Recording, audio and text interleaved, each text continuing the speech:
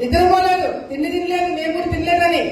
అదేవిధంగా ఎంతో మంది కార్యకర్తలు రాత్రనగా పగలనగా టైం చూసుకొని అందరూ కూడా కేటాయించి ఆ 3 రోజులు మాతో పాటే ఉండడం జరిగింది. దొంగల్లాగా అర్ధరాత్రి పూట వచ్చి మమ్మల్ని లేపి స్టేషన్ల కాడికి తీసుకుపోయినాడు. అట్లా ఎన్నో సందర్భాల్లో మనం పోరాటాలు చేసినాం. ఈ రోజు మనకి గుర్తింపు ఉంది అంటే 2 రాష్ట్రాల్లో ఆలగడ్డ అంటే వామ్మ అనేది భయం ఒకటే కాదు, మనం ఆ విధంగానే కష్టపడతాము, ఆ విధంగా కమిట్మెంట్ ఉంటాము, ఆ విధంగానే మనము కొట్లాడి సాధించుకుంటామనే మన మీద ఒక భయం ఉంది కాబట్టే ఈరోజు రాజకీయాలు చేయగలుగుతున్నాం. మనం గెలిచి సంవత్సరం అవుతుంది. ఈ సంవత్సరం కాలంలో నాకు తెలిసి ఈ విధంగా మీటింగ్ పెట్టుకొని మనం అందరం కూడా కలవడము మొదటిసారి. అదేవిధంగా ఈరోజు గోవర్ధన్ గారు మనకి కడప నుంచి అబ్జర్వర్ గా రావడం జరిగింది. నేను ఇందాక భాగవన్నకి పరిచయం చేస్తూ మా అబ్జర్వర్ అంటే కాదమ్మా మీ ఆప్తుల్ని అని చెప్పి అన్న చెప్పడం జరిగింది. ఈరోజు ఈ నియోజకవర్గంలో కొన్ని తీర్మానాలు మనము పార్టీ దృష్టిలో పెట్టడం జరుగుతుంది. అవి ఏంటనేది కూడా చివరిలో మీకు చెప్పడం జరుగుతుంది. ఇందాక నాకన్నా ముందు మాట్లాడిన మన కార్యకర్తలు లీడర్లందరూ కూడా మాట్లాడినారు. మనలో ఉన్న మంచితనం ఏంటంటే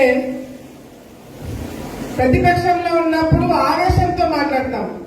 మనం ఎప్పుడైతే అధికారంలోకి వచ్చేస్తామో మనకి మంచితనం మరి విపరీతంగా ఎక్కువైపోతుంది. పన్న కష్టాలు కూడా మర్చిపోతాము. ఈరోజు ఈ నియోజకవర్గంలో మామూలుగా బయట అందరూ 5 సంవత్సరాలు ప్రతిపక్షం అని చెప్పి మాట్లాడతారు. కానీ మనది 20 సంవత్సరాల ప్రతిపక్షము. నేను ఏ అధికారి దగ్గరికి వెళ్ళినా నాకు మొన్న నేను పేరు చెప్పను కానీ ఒక పెద్ద ఆఫీసర్ని మొన్న కలిసినప్పుడు ఆయన నాతో మాట్లాడుతూ, మేడం మీరు చాలా ఆవేశంగా ఎప్పుడు మాట్లాడతారు మేడం, ఎప్పుడు మీ ఫేస్ చాలా సీరియస్ గా ఉంటుంది, ఎప్పుడు ఆవేశంగా మాట్లాడతారని చెప్పి ఆయన నాకు చెప్పడం జరిగింది.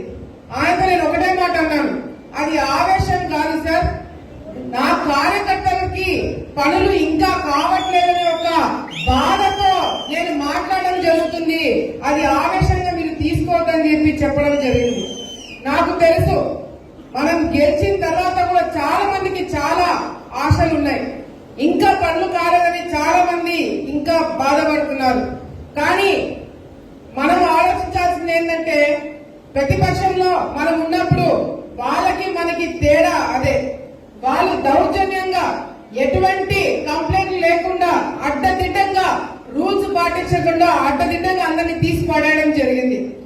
కానీ మనం అధికారంలోకి వచ్చిన తర్వాత అటు ప్రజలు గాని చూసేవాళ్ళు గాని అధికారులు గాని మనం ఎక్కడ కూడా చిన్న పొరపాటు చేసినట్టుగా ఉండకూడదు. ఎవరైతే పనులు చేయట్లేదో వాళ్ళని తీసే కార్యక్రమంలో మనం ఉన్నాం కాబట్టి కొద్దిగా ఆలస్యం అవుతుంది. కానీ ఈరోజు మీ అందరితో కూడా చాలా విషయాలు మనం చెప్పుకోవాలి. ఎందుకంటే గెలిచిన తర్వాత అసలు గెలుపుకి కారణం ఏ విధంగా గెలిచినాం, మనము గతంలో ఏం చేశాము, ఏమి ఇబ్బందులు పడినాము, ఎట్లా గెలుచుకున్నాం అనేది ఒక్కసారి మనము గుర్తు తెచ్చుకోవాల్సిన అవసరం ఎంతైనా ఉంది.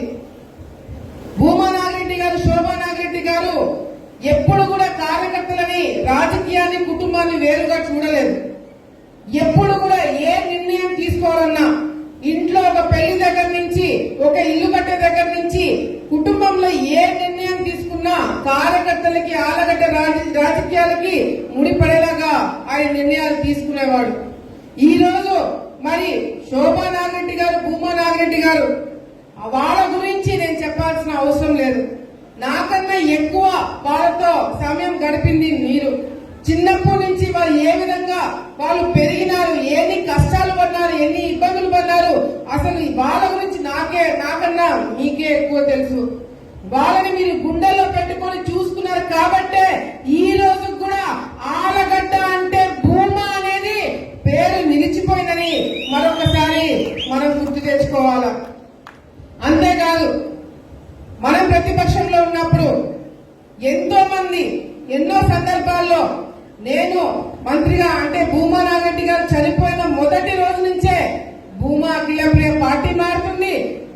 అఖిలప్రియ జనసేనకి పోతుంది, భూమా అఖిలప్రియ బీజేపీకి పోతుంది, భూమా అఖిలప్రియ మరి ఇండిపెండెంట్ గా పోటీ చేస్తారని చెప్పి లేనిపోని పుకార్లు పుట్టించడం జరుగుతుంది. ఎందుకంటే మనల్ని తొక్కాలనుకున్న వాళ్ళు, మనకి ఆపోజిట్ గా ఉన్న వాళ్ళు ఎవరు కూడా మనం తెలుగుదేశం పార్టీలో ఉండాలని ఎవరు కూడా కోరుకోవట్లేదు. ఎందుకంటే చంద్రబాబు నాయుడు గారు సపోర్టు, లోకేష్ అన్న సపోర్టు, మనము కాంబినేషన్ తోటి ఏ విధంగా అభివృద్ధి కార్యక్రమాలే కాకుండా రాజకీయాన్ని ఎంత బలంగా ముందుకు తీసుకెళ్తామో అవతలకు తెలుసు కాబట్టి లేనిపోని తప్పుడు పుకారాలు మరి గతంలో కూడా పుట్టించడం జరిగింది. ఎన్నో సందర్భాల్లో మనము పోయినసారి ఓడిపోయినప్పుడు ఎన్నో సందర్భాల్లో పార్టీ ఏ కార్యక్రమం ఇచ్చినా, ఏ ప్రోగ్రాం ఇచ్చినా, అసలు పార్టీ ప్రోగ్రాం ఇవ్వకపోయినా కూడా మనం ఎంతో ఉత్సాహంగా పనిచేయడం జరిగింది. ఆ ఉత్సాహానికి ఫలితంగా మన మీద కేసులు కూడా పెట్టడం జరిగింది. రైతులకు సంబంధించిన ధర్నా అంటే హైవే మీద ధర్నా చేసినాము. అదేవిధంగా కార్యకర్తలకు సంబంధించిన ఎక్కడో ఆత్మకూరులో కార్యకర్తలని చంపేశారని చెప్పి ఆలగడ్డలో మనము ధర్నాలు చేసి ముందుకు రావడం జరిగింది, కేసులు వేయించుకోవడం జరిగింది. అంతేకాకుండా రాష్ట్రంలో ఎక్కడ ఏం జరిగినా మేడం మీరు ప్రెస్ మీట్ పెట్టండి, మేడం మీరు ప్రోగ్రామ్ చేయండి, మేడం మీరు ఇది చేయండి అని పార్టీ ఆఫీస్ నుంచి ఫోన్ వస్తుంది. అదే ఆలగడ్డలో ఏదైనా జరిగితే మాత్రము ఎవరు కూడా తొంగి చూడరు. ఎందుకో తెలుసా? ఆలగడ్డ వాళ్ళకి ఎవరు అవసరం లేదు, వాళ్ళ తిప్పలు వాళ్ళు పడతారు, వాళ్ళ బలం వాళ్ళు పుంజుకుంటారు, వాళ్ళకి ఆ కసి ఉంది, తప్పకుండా గెలుచుకొని తీరుతారని నమ్మకం పార్టీ కూడా ఉంది. కాబట్టి ఈ రోజు ఎన్ని కష్టాలున్నా, ఎన్ని ఇబ్బందులున్నా మనం గెలుచుకొని ఈ రోజు ఇక్కడ కూర్చొని మీటింగ్ పెట్టుకోవడం జరిగింది. గత 5 సంవత్సరాల్లో నాకు తెలిసి తెలుగుదేశం పార్టీ కార్యకర్తలు పార్టీ పెట్టినప్పటి నుంచి కూడా ఇన్ని ఇబ్బందులు ఎప్పుడు పడినారు. కార్యకర్తలని తప్పుడు కేసుల్లో పెట్టి అసలు రాజకీయాలకు ముందుకు రానికుండా ఏ విధంగా అధికారాన్ని వాడుకొని కార్యకర్తలని ఇబ్బందులు పెట్టారో మనం అందరం కూడా చూస్తున్నాం. పోలీస్ డిపార్ట్మెంట్ అడ్డు పెట్టుకొని నామినేషన్ వేయడానికి వెళ్లే వాళ్ళం కూడా పోలీసులు ఎత్తుకుపోయిన సందర్భాలు చూస్తున్నాం. నామినేషన్ పేపర్లు పోలీసులు చింపడము అవి కూడా చూసినాం. చంద్రబాబు నాయుడు గారు మనం అధికారంలో లేనప్పుడు, ప్రతిపక్షంలో ఉన్నప్పుడు, స్థానిక ఎన్నికల్లో మనం పోటీ పెట్టట్లేదంటే ఆయన ప్రెస్ మీట్ పెట్టిన మరుసటి రోజే ప్రెస్ మీట్ పెట్టి మనం ఏం చెప్పినాం మనము పోటీ ఉంటుంది, ఆలగడ్డలో ఎవరు కూడా మేము ఇనానిమస్ గా వదిలిపెట్టే ప్రసక్తే లేదు, పోటీ పెట్టి తీరుతామని చెప్పి చెప్పడం జరిగింది. ఎందుకంటే గ్రామాలలో ప్రెస్టేజ్లు నేను రాజకీయాల్లోకి వచ్చిన తర్వాత చాలా మందిని చూసినాం. చాలా మంది పెద్ద పెద్ద నాయకులు రాజకీయాల దగ్గరకు వచ్చేదానికి కాంప్రమైజ్ అవుతున్నారు. ఎన్నో నియోజకవర్గాల్లో పెద్ద పెద్ద మాటలు చెప్పి లోపల కాంప్రమైజ్ అయ్యే రాజకీయాలు చూసినాం. కానీ ఈ రోజు మనకంటూ ఒక పేరు, మనకంటూ ఒక గుర్తింపు, మనమంటే కొద్దిగా భయం కూడా ఉండడానికి కారణము అవతలతో మనము కాంప్రమైజ్ కి దిగము. వీళ్ళు ఏదున్నా ముక్కుసూటిగా చెప్తారు ముఖం పైన ఒక నమ్మకము మనము తెప్పించుకోవడం జరిగింది. ఈ రోజు కార్యకర్తలు ఎన్నో ఇబ్బందులు పడ్డారు, ఎన్నో కష్టాలు పడ్డారు, ఏది కూడా మర్చిపోలేదు. తప్పుడు కేసులు ఎత్తించుకున్నారు, ఆస్తులు పోగొట్టుకున్నారు, అవమానించారు మనల్ని. ఇవన్నీ కూడా మనం గుర్తు పెట్టుకోవాలా. అధికారంలోకి రాగానే అవన్నీ కూడా మర్చిపోయి కేవలము మనము అధికారాన్ని ఆరోపించి డబ్బులు సంపాదించడానికి పడితే వచ్చే రోజుల్లో మళ్ళీ మనము ఇబ్బందులు పడతాము. వాళ్ళకి మనకి తేడా, మనము డబ్బు సంపాదించుకోవాలా, కార్యకర్తలు సంపాదించుకోవాలా, ప్రజల ఓట్లు సంపాదించుకోవాలా. అదేవిధంగా రేపు పొద్దున తెలుగుదేశం పార్టీ వాళ్ళు పోటీ పెడుతున్నారంటే, పోటీకి దిగాలంటే కూడా చాలా మంది భయపడాలా. ఎందుకంటే మనము చేసినంత అభివృద్ధి కార్యక్రమాలు అవతల చేయలేదు. ఈరోజు మీ అందరికీ కూడా ఒక సంఘటన చెప్పాలా. మనము ప్రతిపక్షంలో ఉన్నప్పుడు చాలా మంది మా పేర్లు చెప్పుకొని సంపాదించిన వాళ్ళు ఎన్నో సంవత్సరాల నుంచి మా కుటుంబంతో ఉన్న వాళ్ళు చాలా మంది పార్టీ మారినారు. చాలా మంది కార్యకర్తలు బిల్లు కోసం పార్టీ మారినారు. చాలా మంది కార్యకర్తలు పెత్తనం కోసము పార్టీ మారినారు. కానీ అప్పటికప్పుడు పార్టీలోకి తీసుకున్నా కూడా వైసీపీ వాళ్ళు, గంగులోళ్ళు మన ముద్ర పడిన తర్వాత, భూమాన ముద్ర పడిన తర్వాత గేటు లోపల కూడా తీసుకోలేకపోయారు వాళ్ళని చెప్పి మీరందరూ కూడా గుర్తు పెట్టుకోవాలా. కానీ మనల్ని నమ్ముకొని వచ్చినారు. అదే వర్గం నుంచి, అవతల వర్గం నుంచి గంగుల కుటుంబాన్ని కాదనుకొని వాళ్ళతో నష్టపోయి మనల్ని నమ్ముకుని వచ్చిన వాళ్ళని మనము సమానంగా చూసి వాళ్ళకి మర్యాద ఇచ్చి, పదవులిచ్చి వాళ్ళని దగ్గర తీసుకోవాల్సిన పరిస్థితి కూడా మనం అందరం కూడా గుర్తు పెట్టుకోవాలా. అది వాళ్ళకి మనకి ఉన్న తేడా. ఈరోజు గ్రామాలలో చాలా చాలా సందర్భాల్లో గ్రీవెన్స్లు పెడుతున్నాం, సమస్యలు అడిగి తెలుసుకుంటున్నాం, అందరినీ కలుస్తున్నాం. అయినా కూడా పనులు కావట్లేదు. ఒకే పని చేయడానికి 1 సార్లు 2 సార్లు 3 సార్లు 4 సార్లు అధికారులకు ఫోన్ చేస్తే కానీ అది పనులు కావట్లేదు. ఈరోజు పార్టీ అబ్జర్వర్ కూడా వచ్చారు కాబట్టి వాళ్ళ దృష్టిలో కూడా పెడుతున్నాము, పార్టీ దృష్టిలో పెడుతున్నాము. అదేవిధంగా మంత్రులకు చెప్పినాము, ముఖ్యమంత్రి దృష్టిలో కూడా నేను పెట్టడం జరిగింది. అధికారులు ఒక్క పని చేయడానికి 10 సార్లు తిప్పించుకుంటున్నారని చెప్పి చంద్రబాబు నాయుడు గారికి చెప్పిన వెంటనే ఆయన ఒకటే మాట అన్నారు, మీరు 3 సార్లు తిరగండి, 4వసారి తిరగాల్సి వస్తే వాళ్ళని సస్పెండ్ చేసి కాగితం మీకే ఇచ్చి పంపిస్తానని చెప్పి చంద్రబాబు నాయుడు గారికి చెప్పడం జరిగింది. ఎందుకంటే ఇప్పటికే సంవత్సరం అయిపోయింది. ఇందాక అన్నం చెప్పినట్టు మరి ఎన్నికలు, స్థానిక ఎన్నికలు కూడా రాబోతున్నాయి. మీ అందరూ కూడా ఒకటే చెప్తున్నా, పార్టీ కొన్ని పద్ధతులు ఉన్నాయి, పార్టీకి కొన్ని రూల్స్ ఉన్నాయి. తప్పకుండా రూల్స్ ప్రకారం మనం కొన్ని చేయాల్సి వస్తుంది. ముఖ్యంగా సభ్యత్వాలు అంటే కొంతమంది నవ్వుతున్నారు, కొంతమంది ముఖం తిప్పుకుంటున్నారు. సభ్యత్వాలు చాలా చాలా ముఖ్యమని పదే చాలా మంది సందర్భాలు మీకు చెప్పడం జరిగింది. సభ్యత్వాలు ముఖ్యము, కేసెస్ ఇంపార్టెంట్. ఇవన్నీ కూడా మనం టైంకి పూర్తి చేసి, ఎందుకంటే దాని ప్రకారమే ఏ కార్యకర్త ఏ విధంగా ఎంత కష్టపడుతున్నాడు, ఎంత యాక్టివ్గా ఉన్నాడు అనేది సమాచారం మాతో పాటు పార్టీ కూడా వెళ్తుంది. అంతేకాకుండా ఈ స్థానిక సమస్యల ఎన్నికల్లో కూడా మనమందరం కూడా ఇప్పటి నుంచే పని మొదలు పెట్టాలా. చాలా మంది అనుకోవచ్చు అధికారం పార్టీలో ఉన్నాము, అవతల రాలేమో, ఏముంది అఖిలమ్మ కాడికి పోయి ఒకరు అఖిలమ్మ కాడికి పోతారు, ఒకరు బాలగొండ కాడికి పోతారు, ఒకరు విఖ్యాతుల దగ్గర పోతాము, ఎవరో ఒకరు పట్టుకొని సర్పంచ్ పదవి తీసుకోవచ్చులే, ఎంపీటీసీ పదవి తీసుకోవచ్చులని అనుకుంటున్నారేమో. మీరందరూ గ్రౌండ్ లెవెల్లో అందరూ పనిచేస్తున్నారు.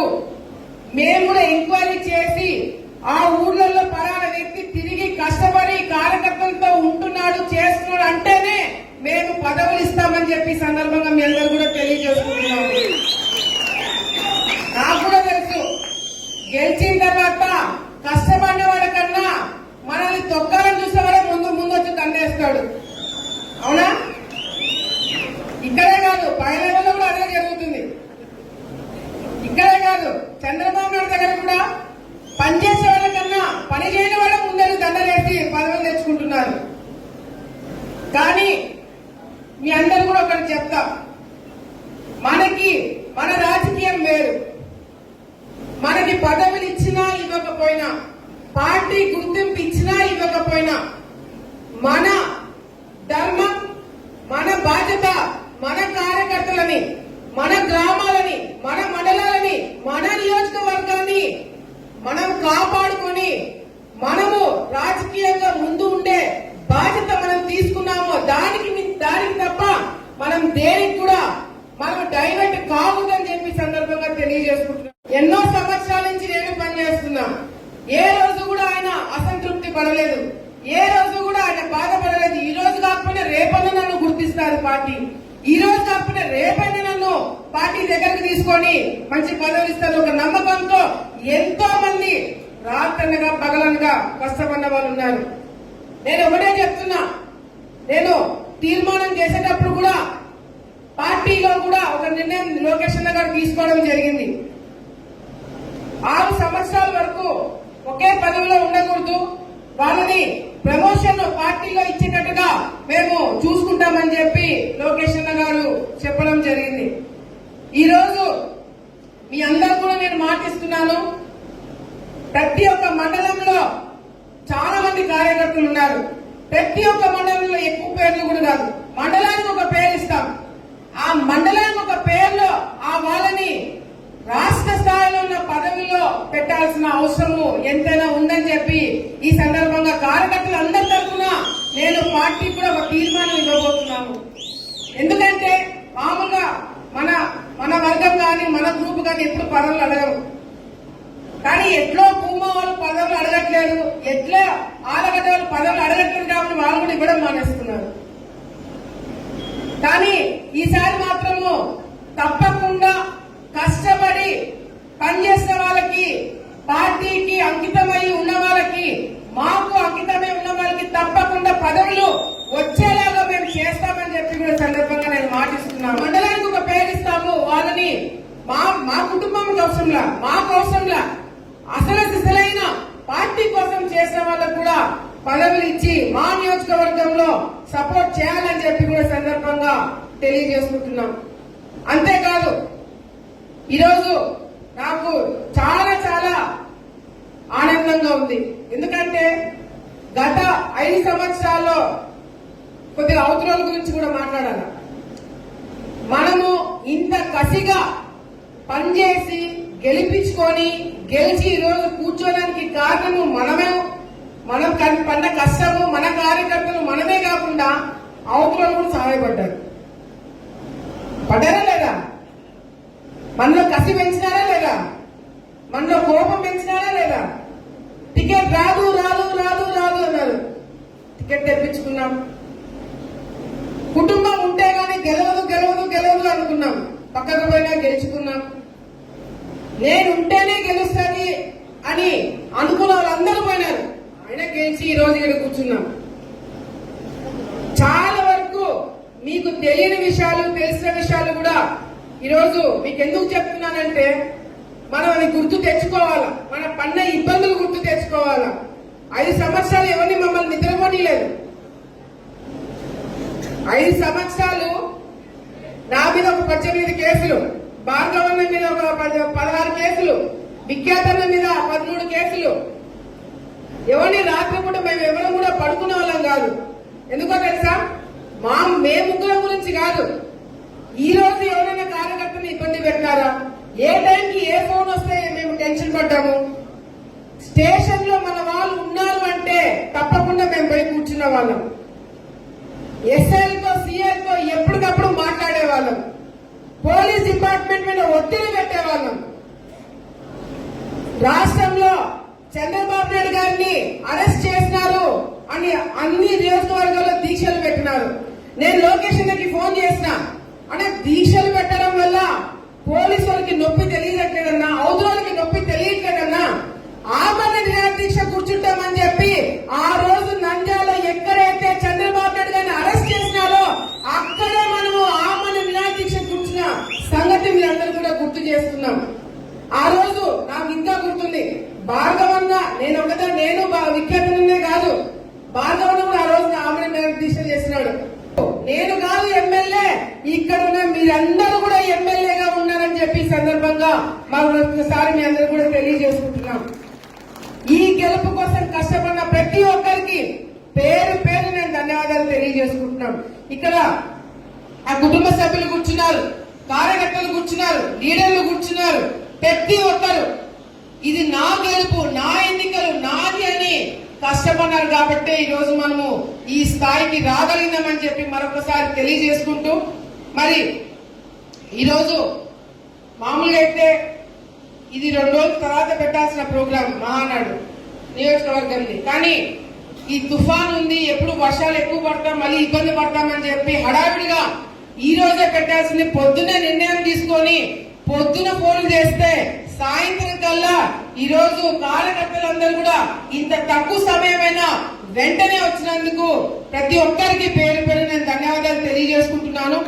అంతే ఈ కార్యక్రమం అయిపోయిన తర్వాత విన్నాం, ఎందుకంటే ఈరోజు మనకి ఈ 27, 28, 29 కడపలో జరిగే మహానాడు ఏదైతే ఉందో అది మనమందరం కూడా బాధ్యతగా తీసుకొని 100 మందిని తయారు చేసుకొని కడపలో జరిగే మహానాడులో కూడా ఆలగడ్డ శభాషణ అనిపించుకున్న మనమందరం కూడా చేయాలని చెప్పి కూడా కార్యకర్తలకు అందరికీ కూడా పిలుపునిస్తూ మళ్ళీ ఏ మండలము ఏ గ్రామం నుంచి ఎంతమంది రావాలో వెహికల్స్ ఎట్లా ఇవన్నీ కూడా మళ్ళీ మేము ఫోన్ చేసి అందరు నాయకులతో మాట్లాడతామని చెప్పి కూడా సందర్భంగా తెలియజేసుకుంటూ అంతేకాకుండా మహానాడులో జరిగే కార్యక్రమంకి 2 రాష్ట్రాల నుంచే కాదు ఇతర దేశాల నుంచి తెలుగు వాళ్ళందరూ కూడా రావడం జరుగుతుంది కాబట్టి మరి అకామిడేషన్ ప్రాబ్లం లేకుండా మన ఆళ్లగడ్డలో కూడా మరి కళ్యాణ మండపాలు రూమ్స్ హోటల్స్ ఏదైనా ఉన్నా కూడా అవన్నీ కూడా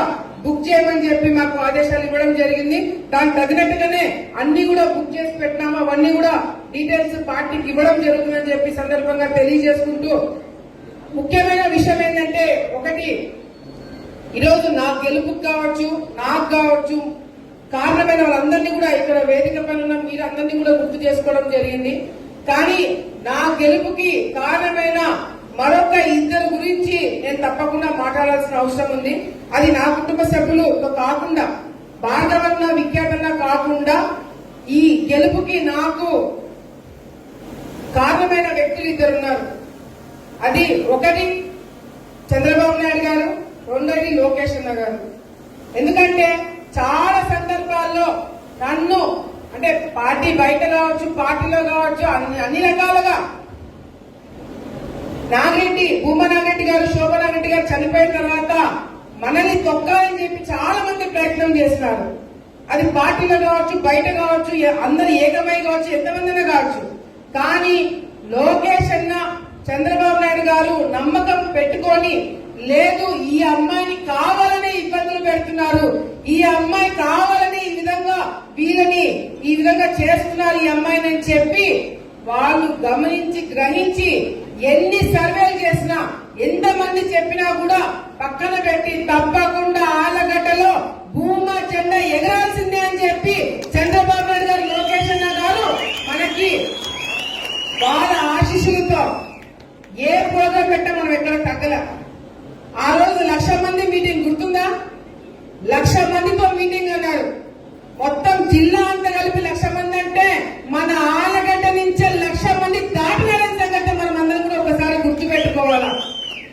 అంతేకాకుండా యువగలం లోకేష్ అన్న గారు ఆళ్లగడ్డకు వస్తున్నప్పుడు నేను లేను, అయినా కూడా లోకేష్ అన్న పెట్టాలా వద్దా అన్నప్పుడు నేను భార్గవన్న లోపలుంటే ఇద్దరం కూడా తప్పకుండా ఆళ్లగడ్డలో యువగలం జరిగి తీరాలా, లోకేష్ అన్న అడుగు పెట్టి తీరాలని చెప్పి మేము లోపలున్నా కూడా విఖ్యాతనతో సహా మీరందరూ ఎంత కష్టపడ్డారో ₹1 కూడా ఆశించకుండా మీరు ఏ విధంగా మీరు విజయవంతం చేశారన్న సంగతి నేను ఎప్పుడు కూడా మర్చిపోనని చెప్పి సందర్భంగా తెలియజేసుకుంటూ నాకు తల్లి తండ్రి గురువు దైవం ప్రతి ఒక్కటి కూడా మాకు చిన్న స్థాయి నుంచి పెద్ద స్థాయి వరకు అందరూ కూడా సహకరించడం వల్ల ఇది జరిగిందని చెప్పి మరొకసారి తెలియజేసుకుంటూ నాకు అవకాశం ఇచ్చిన కార్యకర్త దేవులందరికీ పేరు పేరు ధన్యవాదాలు తెలియజేసుకుంటూ ఇప్పుడు